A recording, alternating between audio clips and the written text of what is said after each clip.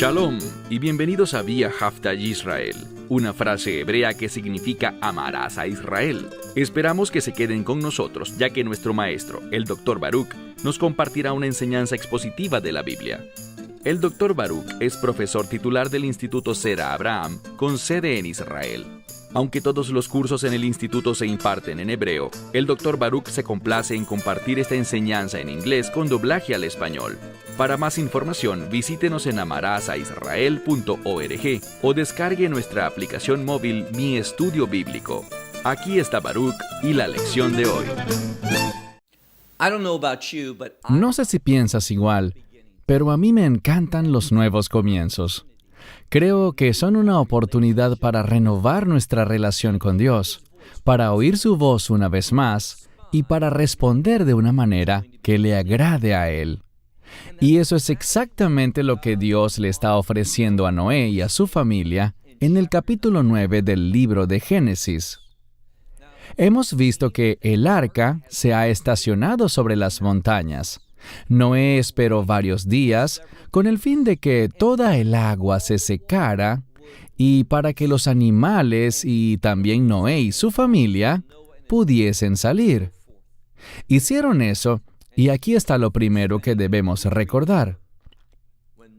Cuando Noé y su familia salieron del arca, junto a todos los animales, lo primero que hicieron fue construir un altar. Un altar es sinónimo de sacrificio. Y en este caso el sacrificio es realizado como un instrumento de adoración. Así que vemos que Dios salvó a la especie humana. Él nos demostró su misericordia, su gracia y su bondadoso amor, con el fin de que pudiésemos tener una oportunidad para adorarle a Él. Y entendamos algo. Esa adoración no tiene como fin hacer sentir bien a Dios. Dios está completo, Él es perfecto y no necesita nada. Así que siempre que Él exija algo de nosotros, tiene como fin nuestro propio bien. Cosas buenas suceden cuando adoramos a Dios.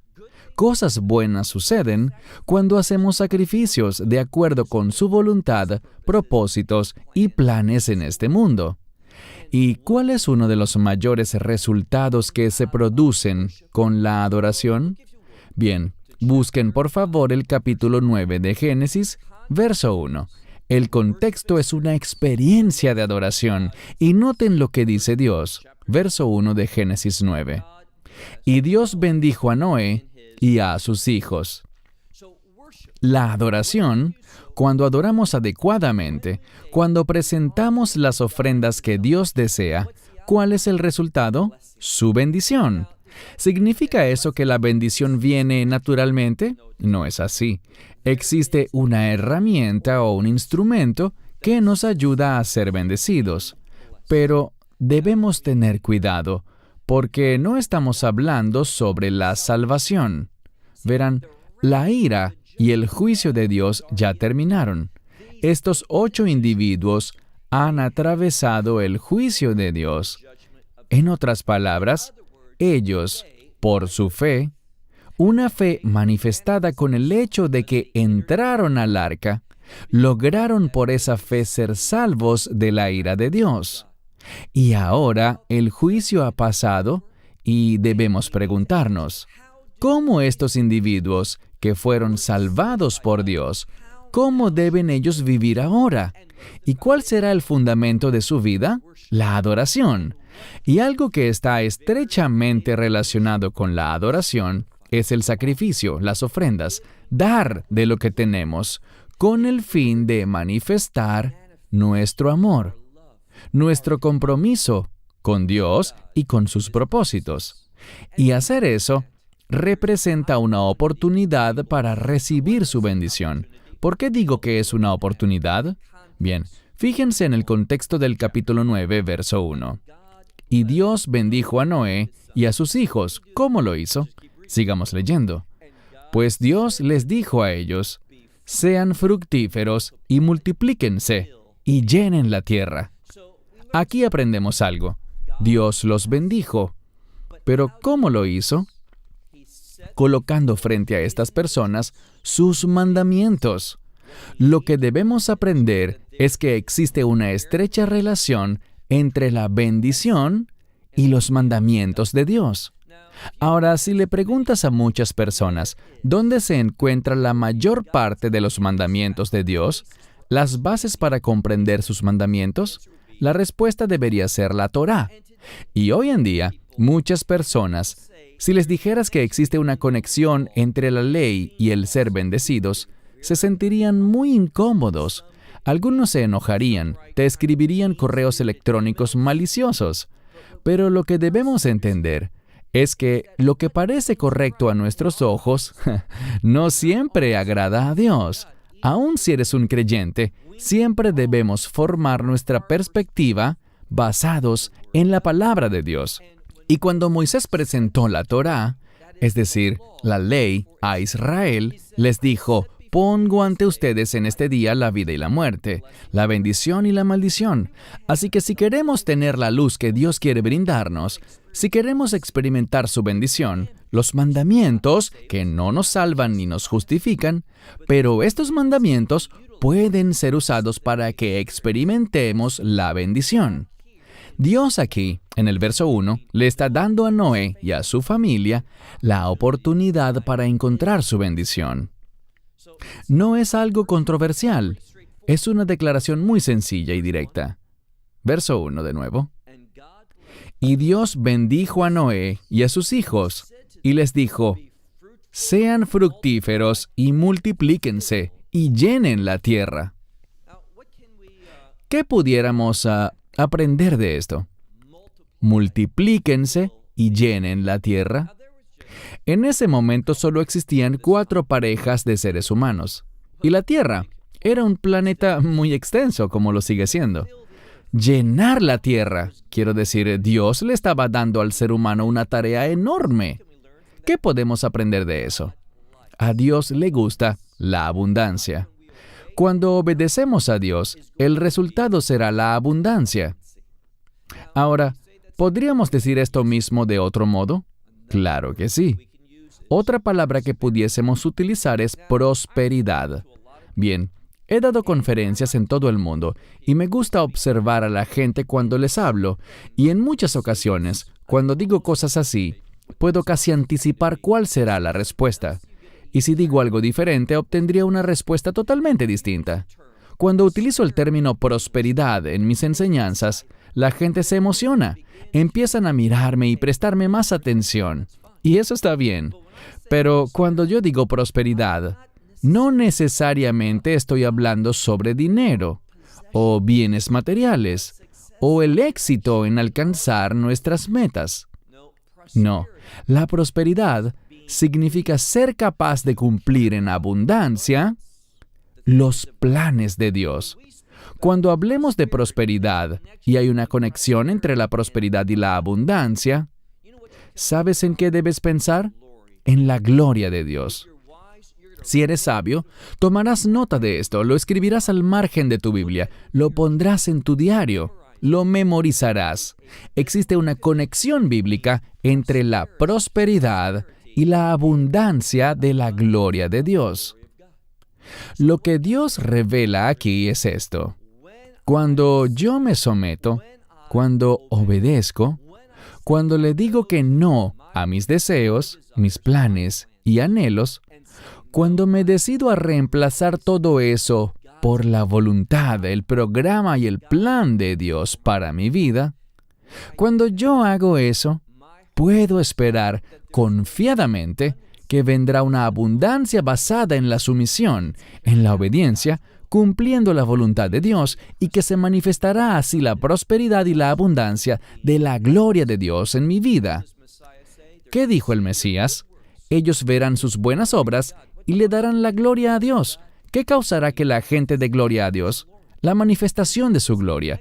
Y hay una conexión entre la gloria de Dios y la presencia de Dios. Cuando vivimos en obediencia, de nuevo, no les hablo ahora sobre el mecanismo para ser salvo. Creo que estoy hablando con personas que ya han experimentado la salvación. Y ahora ustedes quieren ser usados con el fin de manifestarle a otros que Dios habita en ustedes, que son templo del Espíritu Santo.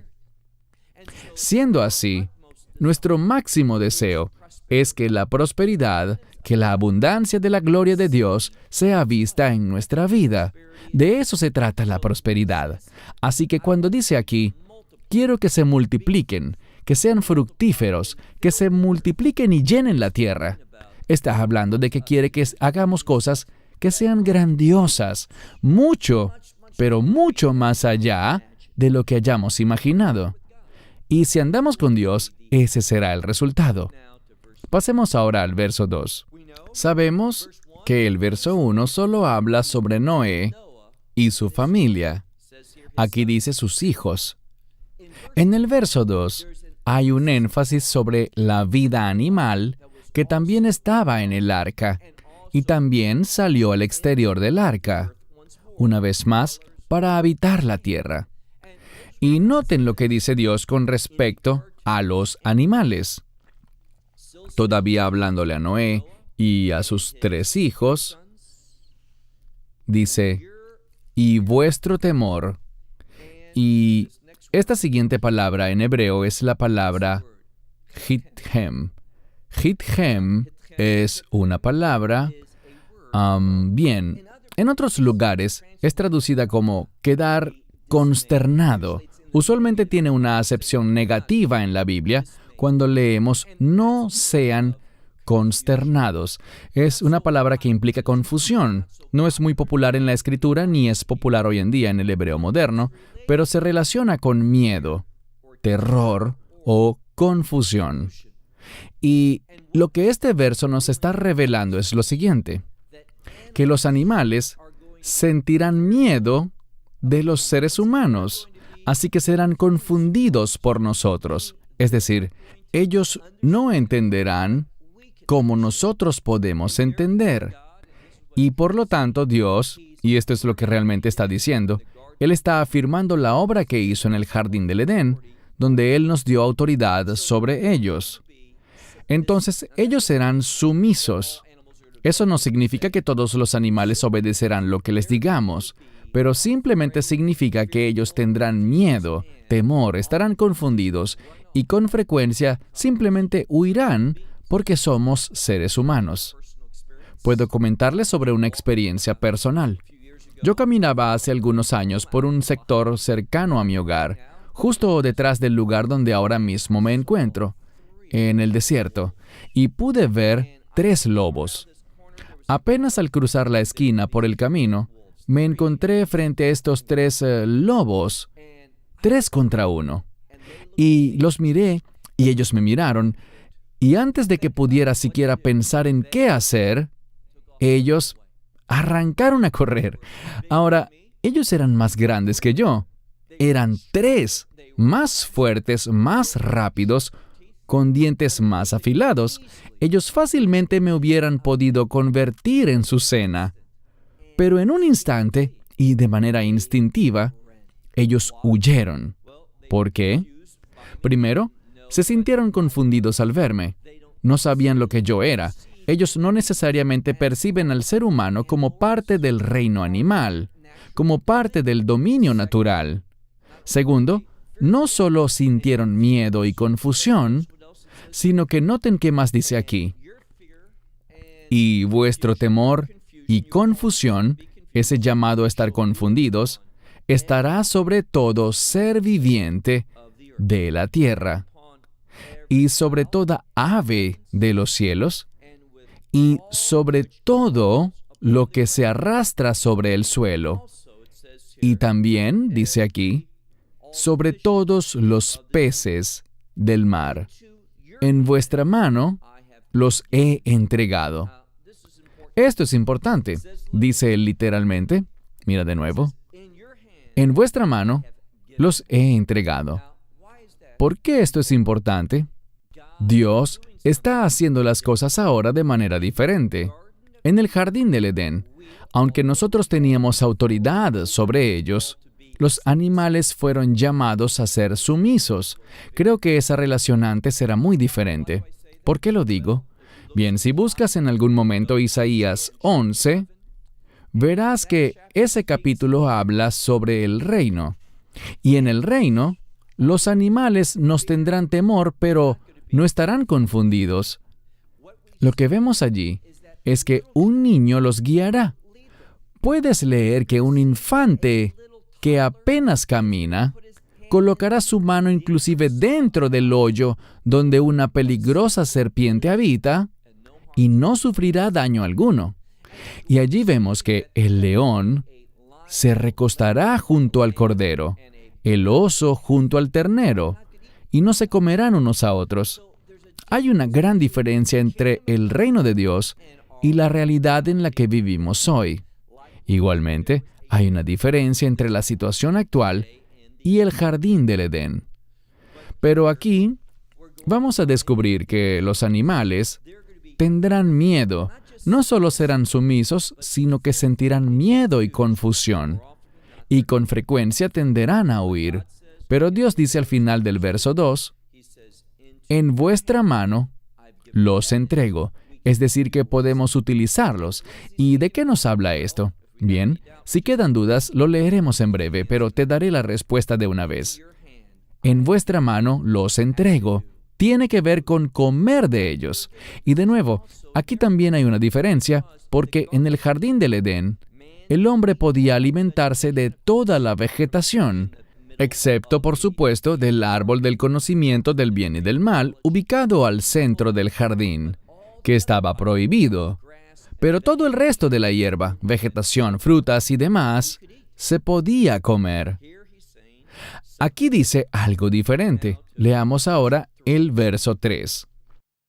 Todo lo que se arrastra, o toda cosa que se arrastra y tiene vida, para ustedes será como alimento, así como toda hierba verde. Así que, aquí vemos lo que en hebreo llamamos el hidush, la novedad. Anteriormente estaba prohibido alimentarse de animales, pero ahora Dios está diciendo que nos está entregando a los animales en nuestra mano como alimento. Tal como podíamos comer todos esos vegetales y frutas, ahora podemos comernos a todos los animales sin restricción. Ahora recuerden, no es sino hasta que Israel rechaza a Dios que vemos que la Torá queda establecida por medio de Moisés. Y en esa Torá hallamos las leyes alimenticias, el kashrut, o lo que usualmente llamamos en español comida kosher. Pero en este punto no había kashrut, no había lo que consideramos adevar kasher, adevar asur. Nada de eso. Nada se consideraba kosher o no kosher, alimentos permitidos o prohibidos. Todos los animales se podían comer, pero hay una restricción importante. Leamos ahora al final del verso 3. Dice, les he entregado a ustedes et kol, que significa, les he entregado todo, toda la vida animal. Pero leamos el verso 4. En el verso 4 está la prohibición. Y permítanme presentarles esto diciéndoles lo que vamos a aprender. Y esto es que en los próximos versículos veremos la importancia de la sangre desde la perspectiva de Dios. Vamos a ver que a pesar de que se podía comer cualquier animal, la sangre no podía ser comida, y había una gran penalidad para todo el que lo hiciera, para el que violara esta ley. Vayamos de nuevo al texto. Leamos juntos el versículo 4. Pero, esto remarca la excepción, pero la carne con su vida, ¿y qué significa la carne con su vida? Aquí lo dice, con su sangre, no comerán. Bien, vemos aquí una construcción muy importante en el texto hebreo. Dios nos está enseñando algo y se trata de un principio muy importante que se relaciona con el Evangelio. Porque todos estábamos muertos en nuestros pecados y transgresiones. Esa era nuestra condición anterior. ¿Y qué cambió eso? El derramamiento de la sangre del Mesías. No sé por qué razón, pero se ha vuelto muy popular una enseñanza según algunos individuos que dicen que no existe importancia alguna en el fluido, hablando sobre la sangre del Mesías. Ellos señalan que sencillamente lo importante es la muerte en sí. Y su muerte sí es importante, pero su sangre debe ser enfatizada, tal como lo leemos en el relato del Éxodo, que nos da el contexto, el fundamento y el paradigma para entender nuestra redención. Y hay una conexión entre la redención y la salvación. La redención y la intimidad. Entrando en una relación con Dios, no hay intimidad ni relación con Dios si no hay redención.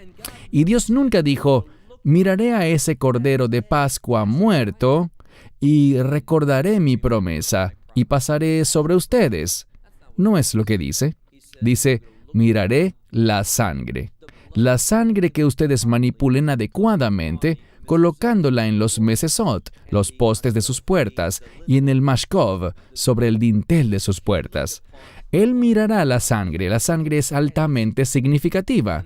Y por esto, esos individuos que se están alejando de la sangre del Mesías, esos individuos están haciendo esto porque se están alejando del entendimiento de que la Torá todavía tiene revelación para nosotros. Leamos de nuevo el texto en el versículo 4. Pero la carne, con su vida, con su sangre, en otras palabras, no comerás. Pasemos ahora al verso 5. En el verso 5, veremos que si esto es violado, habrá una seria consecuencia. Permítanme simplemente señalar que si tú eres una persona que piensa: oh, este es el Antiguo Testamento, yo considero que el Nuevo Testamento es mucho más relevante.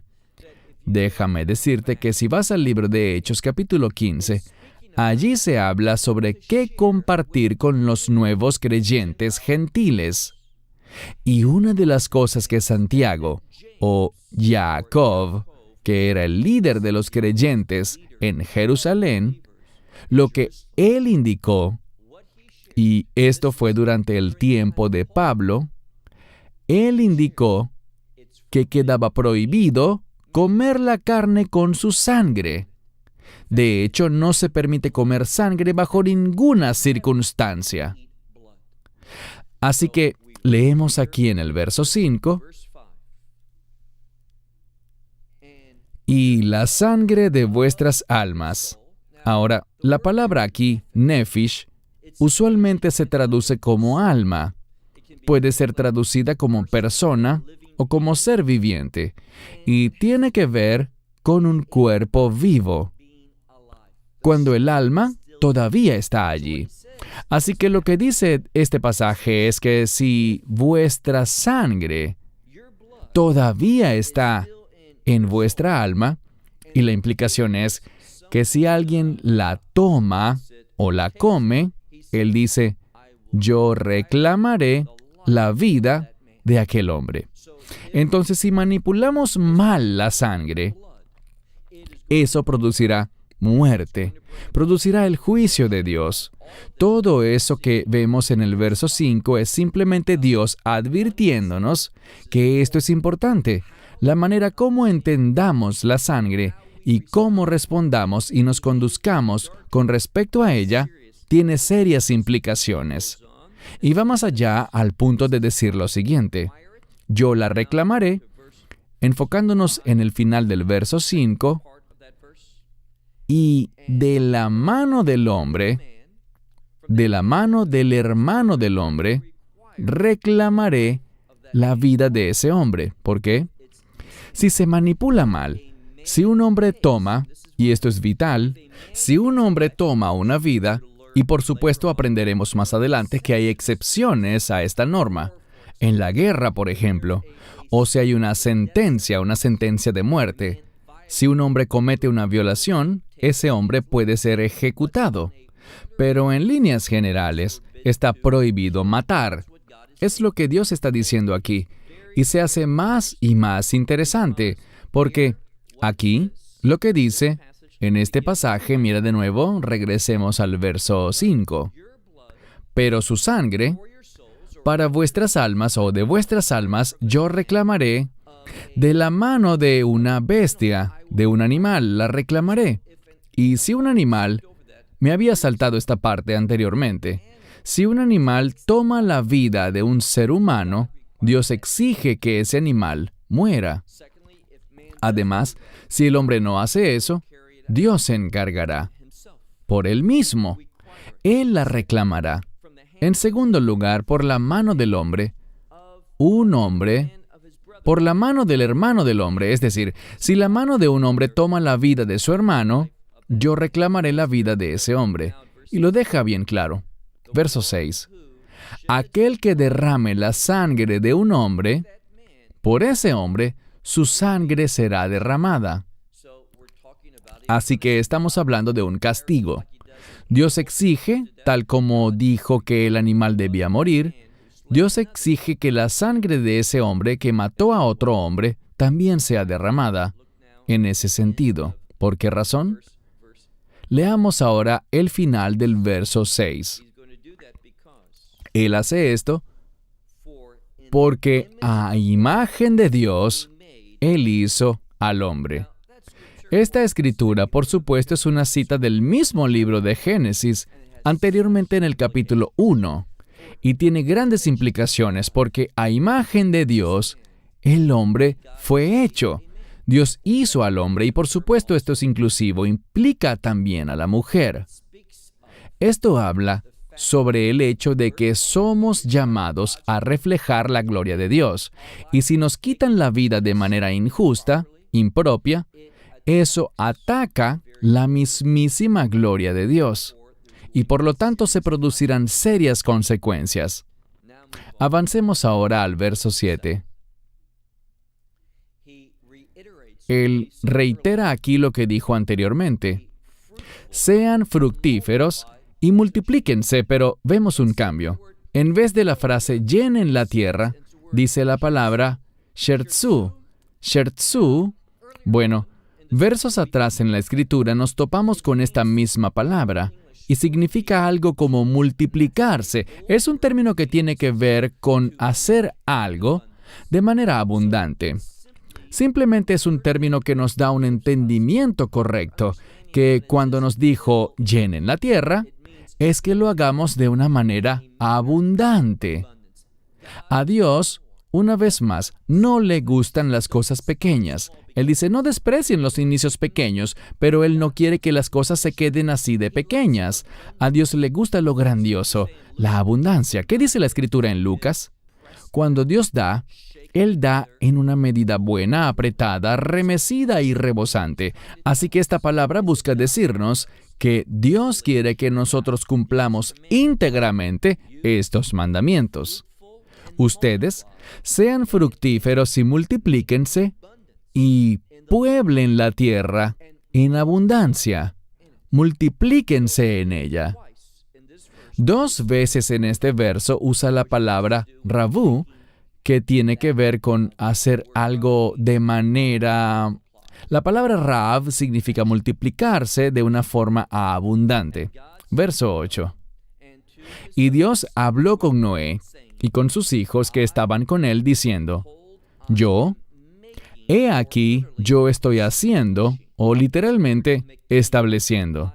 Es la palabra mekim. Estoy estableciendo mi pacto con ustedes y con su simiente. Simiente significa prole o descendencia, sus hijos. Con su simiente después de ustedes. Así que Dios está haciendo algo aquí. Dios está haciendo un pacto. Y lo que descubrimos que se revela aquí, en su contexto, es que hay una conexión entre el pacto y la promesa. Lo que aprenderemos es que este pacto que Dios está estableciendo con Noé y su familia es un pacto de promesa. Y aquí está la clave. Esta promesa depende completamente de Dios para su cumplimiento. ¿Y cuál es la naturaleza de este pacto? Lo veremos en minutos. Pero noten que Dios quiere hacer esto no solo para Noé y su familia inmediata, sino que quiere extenderlo a toda la humanidad. Y Él promete algo. ¿Qué será? Sigamos leyendo una vez más el verso 8. Y Dios habló con Noé y con sus hijos que estaban con él, diciendo: Yo, he aquí, establezco mi pacto con ustedes y con su simiente después de ustedes. Verso 10. Y con todo ser viviente, incluyendo animales, y con todo ser viviente y animales que están contigo, también las aves y las bestias, es decir, los animales domésticos, y con todo animal de la tierra que está con ustedes, todos los que han salido del arca, y toda cosa viviente, o todos los animales de la tierra. La razón por la que voy adelante y atrás es que la palabra hayá viene del término para vida o viviente. También hayá puede ser un animal o una bestia, pero he traducido la palabra behimá como bestia, es decir, como un animal doméstico. Pero el punto es este: Dios está haciendo un pacto no solo con la humanidad, sino también con toda la vida, incluyendo la de las aves y con todo tipo de vida animal. ¿Por qué esto es importante? Porque aprendemos algo. Aprendemos en este pasaje que los animales son importantes para Dios. Muchas personas enseñan que cuando llegamos al diluvio, la razón por la que Dios trajo estos animales al arca, a Noé, quien los ubicó dentro del arca, fue con el fin de preservar sus vidas. Bueno, eso no es verdad. La razón fue otra. Dios no solo quería preservarlos, Él pudo haberlos creado nuevamente, a todos los animales en un segundo. Él simplemente pudo haber hablado y la tierra estaría llena de ellos. Pero Él no hizo eso, porque Él quería demostrarnos a nosotros que Él tenía compasión y misericordia por los animales. Y esto debería causar que nosotros pensemos del mismo modo, que tengamos misericordia y compasión por los animales. A pesar de que Dios los ha entregado en nuestras manos, debemos tener un sentido de responsabilidad, y esto está siendo proclamado a gran voz por medio de este pacto. Todavía no hemos visto la naturaleza de este pacto. Vemos que incluye a toda vida, tanto humana como animal. En segundo lugar, revela que Dios quiere hacer una promesa. ¿Qué promesa? Vamos para allá. Pero primero leamos el verso 11, por favor. Dice: Yo establezco mi pacto con ustedes, y yo no icaret, y yo no destruiré o eliminaré carne, toda carne, nunca más, por las aguas del diluvio. Y ya no habrá de nuevo un diluvio que destruya la tierra.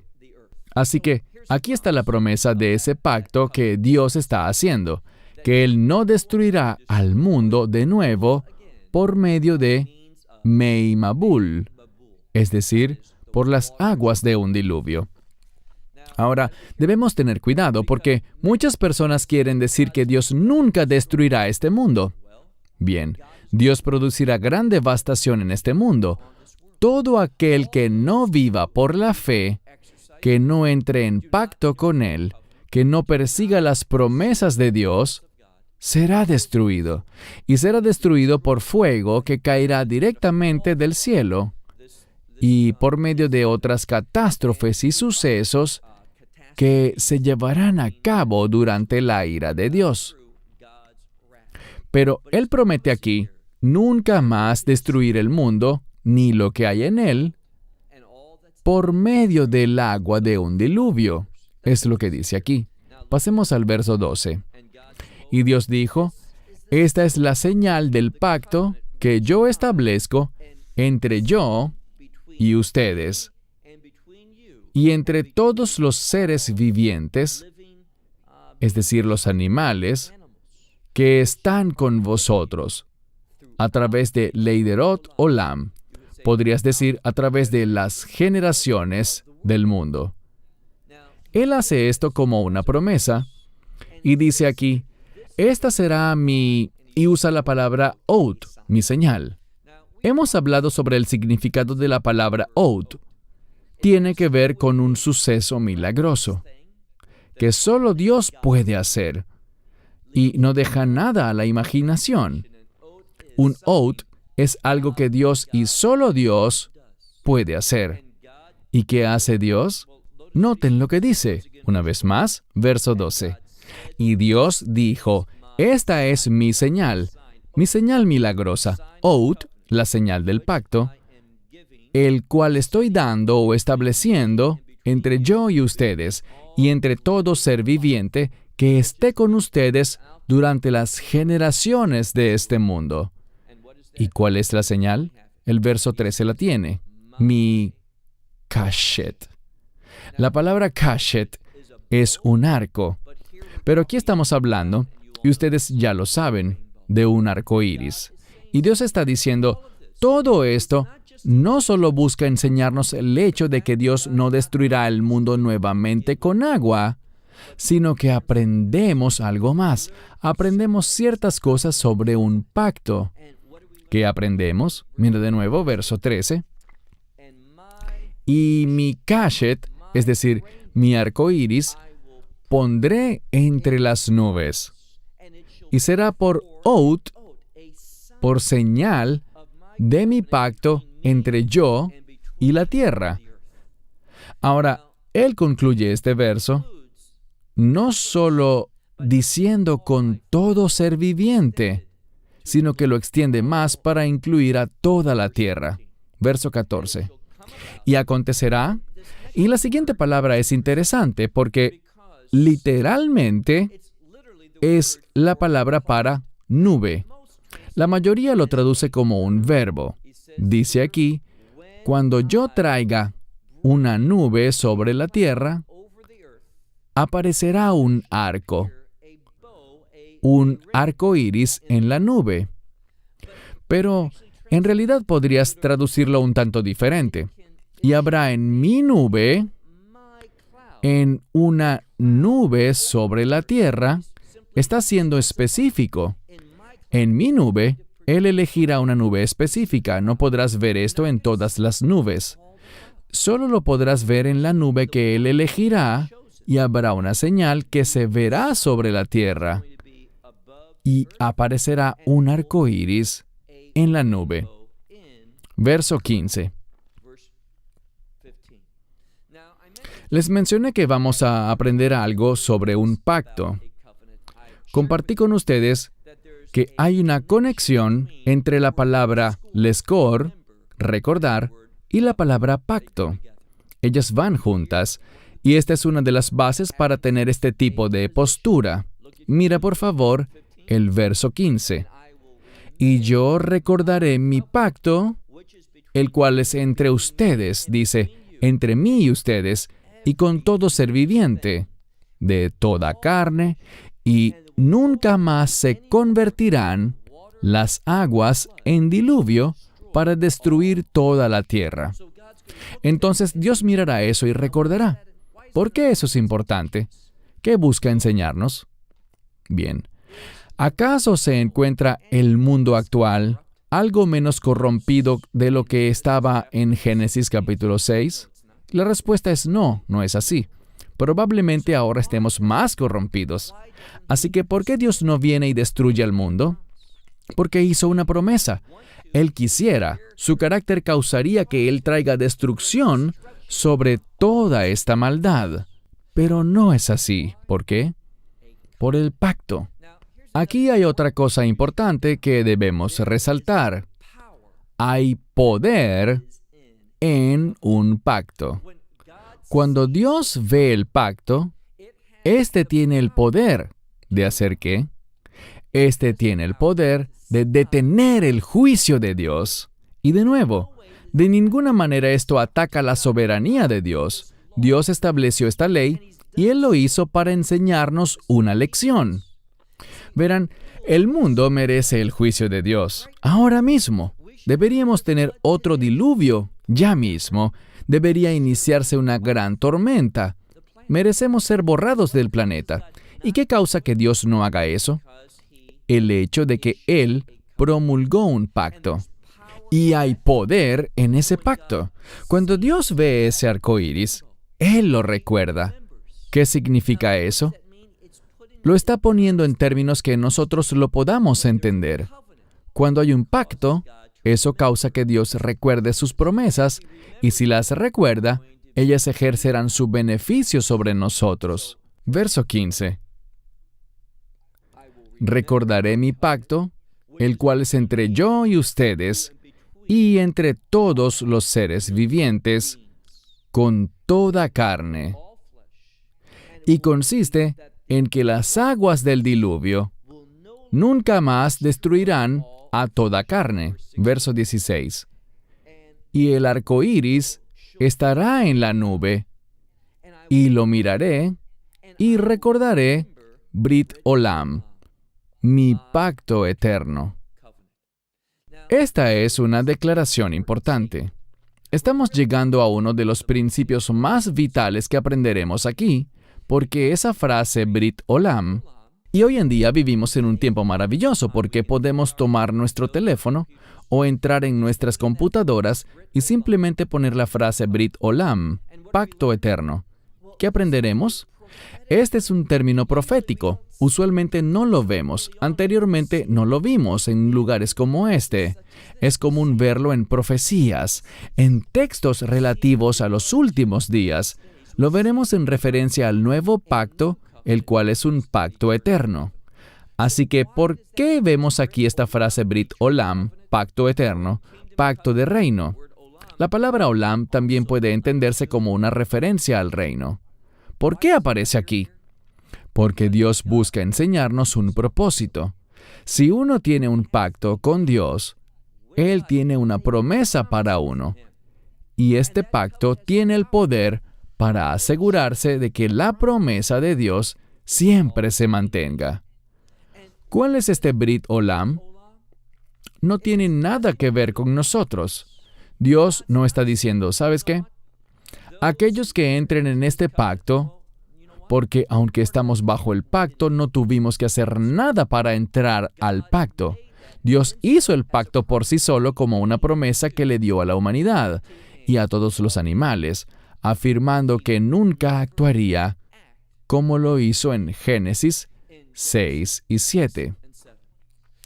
Cuando vio la corrupción, la perversión, la maldad en nuestros corazones y fue movido por su justicia a castigarnos, Él dijo, yo no volveré a hacer eso de la misma forma. A pesar de que este año, el año pasado, hace 10 años, hace 100 años, hace 1000 años, merecíamos un diluvio así, Dios dijo que no volvería a hacerlo debido a su pacto. Ahora, Él sí destruirá este mundo, pero con fuego, con el fuego de su ira. Pero, si tenemos el otro Brit Olam, aquel al cual los profetas se refirieron, aquel que fue establecido y ratificado por el Mesías Yeshua y su sangre, entonces ya no tendremos que experimentar esa ira de Dios. Él recordará ese pacto y nos removerá, de modo que no probemos la ira de Dios. Mira de nuevo el verso 16.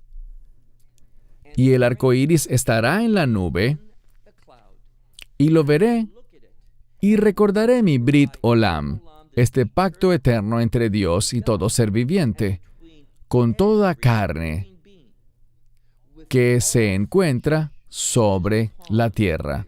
Verso 17.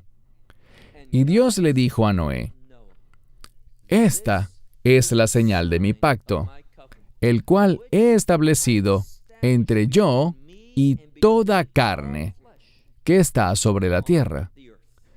Bien, quisiera cerrar diciendo lo siguiente. ¿Saben? Después de que llueve, con mucha frecuencia miramos ese arco iris y recordamos, sí, Dios le prometió a Noé que no destruiría el mundo con otro diluvio. Así que nos sentimos aliviados. Sé que no lloverá por mucho tiempo, el mundo entero no se inundará. Ese no es el mensaje, es solo parte del mensaje. Por la forma como está redactada la Escritura, deberíamos pensar en otro pacto, un pacto mesiánico, que cada vez que veamos ese arco iris, debemos recordar que no vamos a experimentar la ira de Dios, no porque no la merezcamos, sino porque Dios nos lo ha prometido. Y de la misma manera que ese arco iris impide que Dios traiga destrucción con agua sobre la tierra, podemos estar seguros de que ese pacto mesiánico, ese otro Brit Olam, por medio de la sangre del Mesías Yeshua, impedirá que la ira de Dios nos llegue a tocar. No porque somos quienes somos, no porque lo merezcamos, sino porque Dios lo ha prometido.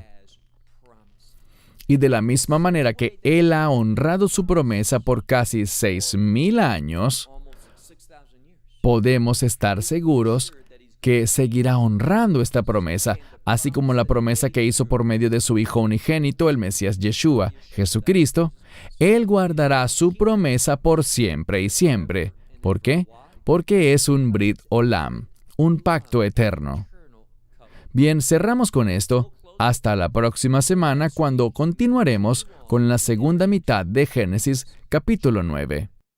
Esperamos que te hayas edificado con el mensaje de hoy y lo compartas con otros. Te invitamos a seguir nuestros estudios cada semana por este canal y por el portal de YouTube de Amarás a Israel. También puedes descargar nuestra aplicación móvil gratuita, Mi Estudio Bíblico.